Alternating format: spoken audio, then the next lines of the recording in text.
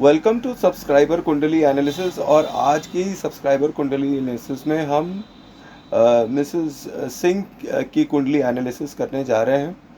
और इन्होंने अपने वेयर अबाउट्स और आइडेंटिटी डिस्क्लोज ना करने के लिए कहा हुआ है, तो इसलिए हम बाकी सब डिटेल्स इनकी दे नहीं सकते हैं। पर कुंडली इनकी बैकग्राउंड में चल रही है। जो लोग भी कुछ नया बताना चाहते हैं या जानना चाहते हैं, वो इस वीडियो को देखकर बाकी सब कमेंट्स में लिख सकते हैं। मतलब जिन्हें ज्योतिष की नॉलेज है या कुछ ग्रहों की नॉलेज है, वो अपने कमेंट में अपनी बातें बता सकते हैं।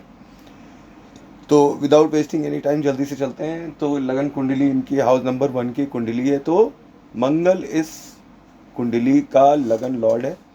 एंड मंगल ही जो है इस पूरी कुंडली की ड्राइविंग सीट पे बैठा हुआ और हिलाता डुलाता रहता है। तो मंगल की पोजीशन यहाँ में देखें तो ये चौथे घर का मंगल बैठा हुआ है। तो लड़की नेचुरली ही मंगली है। ये मंगली लड़की की कुंडली है। पहला तो यहीं से दिख जाता है कि गड़बड़ाहट चालू हो चुकी है। अब कई एस्ट्रोलॉजर्स कहते हैं कि अगर लग्नेश जो है, मतलब लगन में अगर मंगल की राशि बैठी हुई है, तो फिर मंगल कहीं भी रहे तो उसका बुरा प्रभाव नहीं पड़ता है। ऐसा मैं नहीं समझता हूँ कि हाँ, प्रभाव पड़ेगा, कम पड़ सकता है, लेकिन पड़े ही ना, ऐसा कभी हो नहीं सकता है। मैंने अभी तक कोई भी ऐसी मंगली कुंडली नहीं देखी जिसमें मंगल का कुप्रभाव खत्म हो जाए किसी वजह से, कि मित्र ग्रहों के साथ हैं तो ये है तो वो है। मंगल अपनी जो नेचर है वो कभी भी नहीं छोड़ता है। तो मंगल इस कुंडली का लगन लॉर्ड है। तो इनका स्वभाव और इनकी बॉडी जो है, ये सब मंगल की देन होगी। तो बता दूं कि ये कभी भी लाइफ में मोटी नहीं हो पाएंगी। अगर ये गलती से कभी मोटी हो भी गई तो ये बाद में पतली हो जाएंगी। She will always have a lean body through out her life. ठीक है। कभी अगर तगड़ी भी हो जाए तो फिर भी बॉडी लीन होगी, बिकॉज मंगल इज एथलेटिक। तो इन शॉर्ट, इनको एथलेटिक्स पसंद होगा, ख़ास तौर पे जिसमें बॉडी का काफ़ी इन्वॉल्वमेंट हो, जैसे कि बास्केटबॉल खेलना, बैडमिंटन खेलना, या इवन ब्लड स्पोर्ट्स। इनको क्या कहते हैं, जो रेसलिंग का मैच है, बॉक्सिंग का मैच है, ये सब भी इनको बहुत ही पसंद होगा। ठीक है। अच्छा, अब यहाँ पर मंगल लगन में बैठा है, तो लगन में जो एनर्जी होती है वो सूर्य और मंगल की होती है। तो यहाँ पर मंगल की राशि स्वयं आकर बैठ गई है। तो अब इस केस में नेटिव जो है एक्सट्रीमली शॉर्ट टेम्पर्ड हो सकता है और अग्रेसिव हो सकता है, जल्दबाजी में फैसले लेने वाला हो सकता है। और अधिक जल्दबाजी में फैसले लेने से इनको ज़बरदस्त नुकसान हो सकता है। ठीक है। इनको बहुत ज़्यादा नुकसान हो जाए और बाद में ये रिग्रेट करें कि यार इतनी जल्दबाजी में डिसीजन क्यों लिया था। अब लगन में मंगल की प्रेजेंस सातवीं, अगर यही राशि अपनी सातवीं दृष्टि देखती है, राशि हमेशा अपनी सातवीं दृष्टि को फलीभूत कर देती है। तो अगर सातवीं दृष्टि जब यहाँ पर शनि पर देती है मंगल की ये राशि, तो फिर अब आप समझिए कि इनकी जो हाउस ऑफ मैरिज है उसके अंदर शनि मंगल युति जैसी होती दिखाई पड़ती है, जहाँ पर हाउस नंबर 7 भी लिखा हुआ है। तो अब एक तरफ तो इनकी मैरिज एक्सट्रीमली ही अच्छी हो सकती है और शनि की प्रेजेंस की वजह से 19 इयर्स इनकी शादी को मिलेगा। पर कोई ना कोई चीटिंग, कोई ना कोई दुख शनि मंगल युति इनको बनाकर ज़रूर दे देगी। और इन मेजॉरिटी ऑफ द केसेस यहाँ पर आप देखिए कि शनि मंगल युति, मैंने आपको बताया था ना, बेईमान योग। तो शादी के केस में, क्योंकि ये मंगल लग्नेश हैं और इनकी हाउस ऑफ मैरिज में, हाउस ऑफ सेक्स में शनि बैठा हुआ है और वो भी उच्च का शनि बैठा हुआ है। तो ये बात तो याद रखिए कि शनि वो प्लैनेट है इस कुंडली में जो कि गाइड कर रहा है इनकी मैरिज को। ये इनकी मैरिज को 19 इयर्स देगा और उसके बाद कुछ गड़बड़ हो सकती है। अब यहीं से दिख रहा है कि चौथे घर का मंगल अपनी चौथी दृष्टि जब डालता है तो वो फिर सातवें घर को देखने लगता है। फिर यहाँ पर मैरिज लाइफ में डिस्टर्बेंस होता दिखाई पड़ने लगता है। ठीक है, क्योंकि शनि की प्रेजेंस है और मंगल की राशि उधर से एक नंबर से देख ही रही है। दूसरी तरफ स्पोर्ट्स लविंग तो ये होते ही हैं।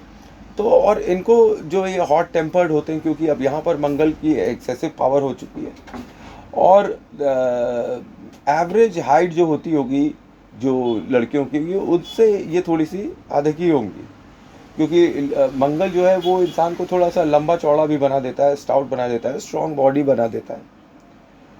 यहाँ पर अब एक चीज़ और नोट करने वाली है कि वक्री राहु बैठा हुआ है कहाँ पर, हाउस नंबर 2 में। टंग, टेस्ट और फैमिली मेंबर्स और फिक्स्ड असेट्स के घर में राहु वक्री होकर बैठा हुआ है। तो एक तरफ ये राहु बोलता है ये रैग्स टू रिचेस की कहानी लिखने वाला नेटिव हो सकता है, कि भले ये बड़े गरीब परिवार में पैदा हुआ हो, लेकिन फिर ये एक समय ऐसा आएगा कि अपना नाम करने वाला व्यक्ति बन सकता है। पर एक अनफॉर्चुनेट इवेंट इस कुंडली में देखने को मिलेगा कि ये राहु जो है और केतु, ये सारे प्लैनेट्स को देखिए एक साइड ही फंसाए हुए हैं। सारे प्लैनेट्स नीचे नीचे हैं और ऊपर की साइड कोई प्लैनेट नहीं है, राहु अकेला बैठा हुआ है वहाँ पर। तो ये कुलिक नामक एक काल सर्प दोष होता है, उसको ये बना देता है, कुलिक नामक काल सर्प दोष को। अब कुलिक नामक काल सर्प दोष 12 तरीके के काल सर्प दोष होते हैं, जिसमें हाउस नंबर 2 में जब राहु बैठता है, जहाँ जहाँ राहु बैठता है उसके हिसाब से काल सर्प दोष बनता रहता है। तो अब केतु क्या है, केतु सांप की पूंछ है और राहु का सांप का मुंह है, और हाउस नंबर 2 में ये कुलिक काल सर्प दोष बनाते हैं। तो ये आपको प्रॉब्लम दे देते हैं एंसेस्ट्रियल प्रॉपर्टी में, और ये दे देते हैं आपके हेल्थ प्रॉब्लम्स में, और ये दे देते हैं आपके फैमिली मेम्बर्स और प्रॉपर्टी रिलेटेड इश्यूज दे सकते हैं, हेल्थ रिलेटेड इश्यूज दे सकते हैं, और ये काफ़ी मतलब चीज़ों को डिले करते हुए नज़र आता है कुलिक नामक काल सर्प दोष। अब कुलिक नामक ये काल सर्प दोष जो है, अब इसका निवारण क्या है? इसका निवारण ये है कि इनको नाग नागिन की पूजा करनी चाहिए, और हमेशा नाग पंचमी में स्नेक्स को दूध पिलाते रहें, तो इनका काल सर्प दोष यहाँ पर काफ़ी हद तक क्लियर होता दिखाई पड़ेगा। कई लोग कहते हैं कि काल सर्प दोष की पूजा करनी चाहिए और वो करना चाहिए, तो अगर, लेकिन ये भी है ना कि जो पूजा करवा रहा है वो है कैसा बंदा, वो करने योग्य है, उसे कुछ पता भी है कि नहीं पता है, कि बस वो रट्टू तोता किताब पढ़कर उछल कूद कर रहा है और कुछ नहीं। तो to be on the safer side, हम काल सर्प दोष की पूजा करने से अच्छा भगवान शंकर के ऊपर अभिषेक करें, दूध से करें, और उनको चांदी का सांप चढ़ाएं। ठीक है, काल सर्प दोष में ऐसे केस में भगवान शंकर को चांदी का सांप चढ़ाएं, या मंदिर में जाकर चांदी का सांप चढ़ा दें, शंकर भगवान के मंदिर में, हाँ, कि चांदी का सांप चढ़ा दें, तो भी ये काल सर्प दोष काफ़ी हद तक सुधरता है। कई बार आपने देखा होगा ना कि कई लोग सांप वाली अंगूठी पहनते हैं, चांदी की सांप वाली अंगूठी। तो जिन नेटिव्स के पितृदोष होता है, ठीक है, पितृदोष मतलब सन इज इफेक्टेड, और जिनके कुंडली में काल सर्प दोष होता है, और विष योग होता है, तो उन सबको निवारण करने के लिए ये सांप की अंगूठी पहनाई जाती है। अब यहाँ पर हम आगे चलते हैं कि ये काल सर्प दोष तो मैंने बता दिया कि हाउस नंबर 2 में ये वक्री राहु बैठा हुआ है, तो ये कहानी बताता है इनको कि इनकी झगड़ा हो सकती है, ये बड़ी दबंग टाइप की हो सकती है अपनी फैमिली में, और किसी से भी भिड़ जाने में इनको कोई प्रॉब्लम नहीं है, पर ये हमेशा जॉइंट फैमिली में रहना पसंद करती हैं। वक्री राहु हाउस नंबर 1 में भी विजिट कर जाता है हाउस नंबर 2 से, तो अब यहाँ पर हाउस नंबर 1 में इन्हें मल्टीपल पर्सनालिटी दे देता है। मल्टीपल पर्सनालिटी मतलब कि ये जिसके साथ मिलती हैं और जैसा वो चाहता है वैसी ही बातें करने लगती हैं। किसी को गाना पसंद है तो उसके सामने गाना गाएंगी, किसी को खाना पसंद है तो उसके सामने खाना खाएंगी। तो वो कहानी है, ये जो तुमको है पसंद वही बात करेंगे, तुम दिन को रात कहोगे तो रात कहेंगे, और रात को दिन कहोगे तो दिन कहेंगे। उस तरीके का पर्सनालिटी इनको बनाता है, कोई पता ही नहीं कर सकता कि इनकी आइडियल इंडिविजुअल पर्सनालिटी आखिर में है क्या। अब यहाँ पर एक चीज़ और देखने लायक है कि, तो नोट करने वाली बात है कि वक्री राहु यहाँ पर जब लगन में आ जाता है, तो ये वक्री राहु अब किसको देखेगा, हाउस नंबर 7 को भी देख लेगा। और वक्री राहु जब 7 नंबर को देखेगा तो यहाँ पर केतु भी आकर बैठा होगा, क्योंकि वक्री केतु है भाई। तो एक बड़ी प्रॉब्लम यहाँ पर ये क्रिएट हो जाएगी कि शनि और राहु और केतु और शनि, मतलब अब जो ग्रह इनकी कुंडली में फंस गया है और जिस खाने से फंस गया है, ये मैंने अक्सर रिसर्च में देखा कि शनि और ये राहु और केतु के एक्सेस में कई बार प्लैनेट्स फंस जाते हैं। तो शनि और राहु और फिर वहाँ शनि और केतु, ये एक तरफ विषयोग दे देते हैं, दूसरी तरफ नेटिव की मैरिड लाइफ में बोरियत दे देते हैं। मतलब ऐसा जिनकी मैरिड लाइफ ऐसी होती है कि शुरुआत में तो बड़े पैशनेट होते हैं, बड़े अच्छे होते हैं, सब कुछ अच्छा होता है, पर बाद में केतु की प्रेजेंस यहाँ पर जैसे ही आती है ना, तो दिक्कत होनी स्टार्ट हो जाती है। केतु की प्रेजेंस नेटिव की मैरिड लाइफ में खटास, क्योंकि केतु जो है वो खटास का सिंबल है, तो मैरिड लाइफ में खटास होने के चांस और मन खट्टा हो जाना, ठीक है, ये बड़ी प्रॉब्लम हो जाती है। और ये दूसरे घर का राहु जी भी जब यहाँ पर आता है तो शनि राहु विष योग, मतलब किसी न किसी वजह से एक अच्छे हस्बैंड, मतलब कि जो बहुत ही लविंग और ईमानदार हस्बैंड है, क्योंकि शनि 7वें घर में नौकर बना देता है 7वें घर को, तो उसके साथ बड़ी प्रॉब्लम हो जाती है, बड़ी ही ज़्यादा प्रॉब्लम हो जाती है।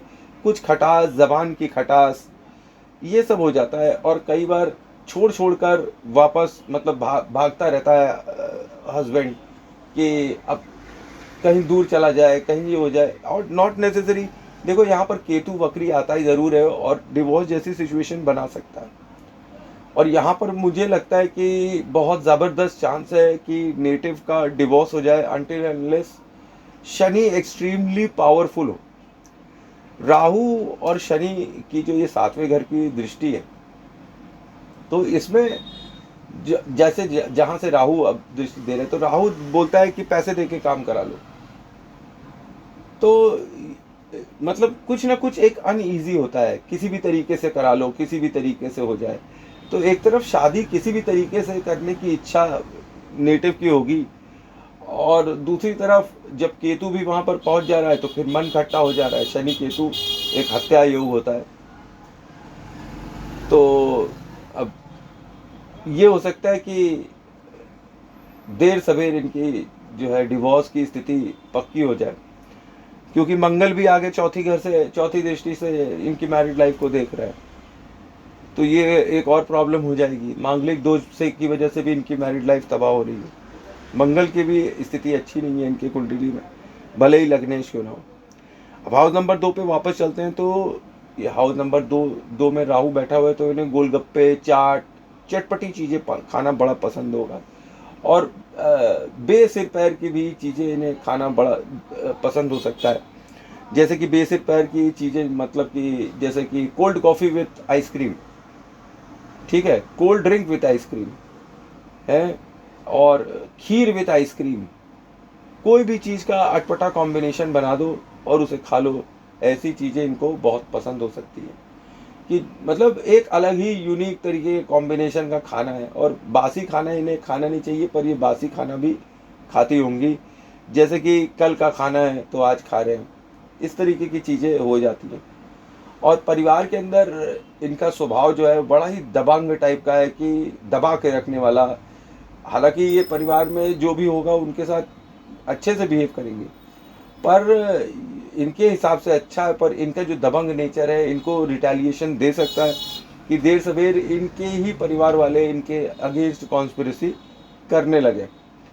और यहाँ का राहु नेटिव को अमीर बनाता है, ये धन देता है, यहाँ का राहु पैसा देता है, चाहे कुछ और दे न दे, पर प्रसिद्धि और पैसा यहाँ पर राहु आपको दे जरूर देता है, धन और धर्म के केसेस में। अब ये भी होता है कि वन फाइन डे आप सोचते हो कि यार मेरे पास कुछ नहीं, और वन फाइन डे आपके पास सब कुछ होने लगता है। यहाँ का राहु ये स्थिति उत्पन्न कर देता है। यहाँ का राहु एक चीज़ और बोलता है कि ऐसा नेटिव जिसका राहु सेकेंड हाउस में बैठा हो, उसे ब्रॉड डे लाइट में ठगा जा सकता है, लूट हो सकती है। तो ऐसे लोगों को बड़ा कॉशियस होना चाहिए, कहीं भी जा रहे